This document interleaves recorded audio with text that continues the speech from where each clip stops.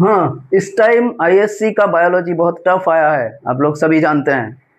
तो अच्छी तरह से बायोलॉजी पढ़ो, बायोलॉजी पे ज़्यादा ध्यान दो, विशेषकर ये चैप्टर्स, मॉलिक्यूलर बायोलॉजी का जो चैप्टर्स है, बायोटेक्नोलॉजी का जो चैप्टर्स है, उस पर ध्यान दो। और क्लास 10th में भी आईसीएसई का 10th भी हार्ड आने वाला है, ठीक है। अनुमान लगा सकते हैं क्योंकि हम उस बोर्ड के साथ अटैच्ड हैं। I am an examiner of that board, so I can tell you each and everything. तो चलो, ये है हमारा रेप्लिकेशन का दो रेप्लिकेशन फॉर्क बोलते हैं इसको। वाई शेप स्ट्रक्चर देखो, वाई का जैसा है। ये दोनों कैसे छूट गए, बिछड़ गए कैसे? ये एक भाई है, ये एक भाई है, दोनों दोनों से सेपरेट कैसे हो गए? सेपरेट होने का कारण है ये एंजाइम जिसका नाम है हेलिकेज। थोड़ा बड़ा करना भाई, हेलिकेज। फिर हेलिकेज ने इसको खोल दिया, इसके स्ट्रैंड्स खोल दिए। खोल देने के बाद क्या हो रहा है, इधर रेप्लिकेशन हो रहा है। देखो नया स्ट्रैंड आ रहा है इधर, ये पिंक वाला जो दिखाया गया है वो नया है। इधर भी पिंक दिखाया गया है, लेकिन ये फ्रेगमेंट्स के हिसाब से दिखाया गया है। ये कंप्लीट है, ये फ्रेगमेंट्स है।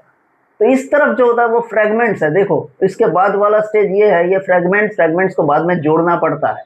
इन फ्रेगमेंट्स का नाम क्या है? जापानीज एक साइंटिस्ट ने इसका नामकरण किया था खुद के नाम से, ओकाजाकी फ्रेगमेंट्स। खुद के नाम से खुद ने नहीं किया था, उसके स्टूडेंट्स ने किया था ये ओकाजाकी फ्रेगमेंट्स, लेकिन उनके नाम से आया ये। तो लीडिंग स्ट्रैंड मतलब जो स्ट्रैंड में पहले रेप्लिकेशन स्टार्ट होता है, that strand is known as leading strand. देखो बच्चों, लीडिंग स्ट्रैंड।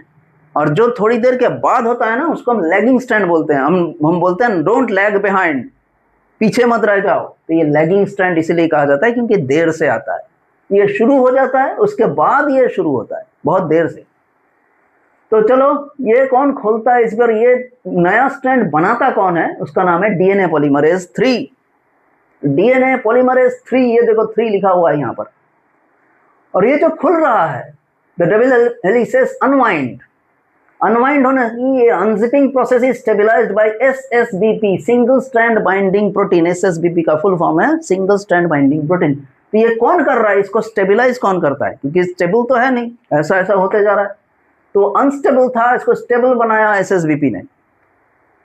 अब जो ये खुल रहा है, दोनों भाई अलग हो रहे हैं। भाई अलग बिछड़ने से क्या होता है, माँ को टेंशन होती है। तो ये कॉइलिंग टेंशन, इसको माँ को टेंशन, ये कॉइलिंग टेंशन है ड्यूरिंग अनवाइंडिंग, है ना। दोनों भाई अलग हो रहे हैं, माँ की टेंशन है। कौन इसको सेपरेट कर रहा है? तो ये टेंशन को कम करने के लिए माँ को एक दवाई पिलानी चाहिए जिसका नाम है टोपोआइसोमरेज। तो ये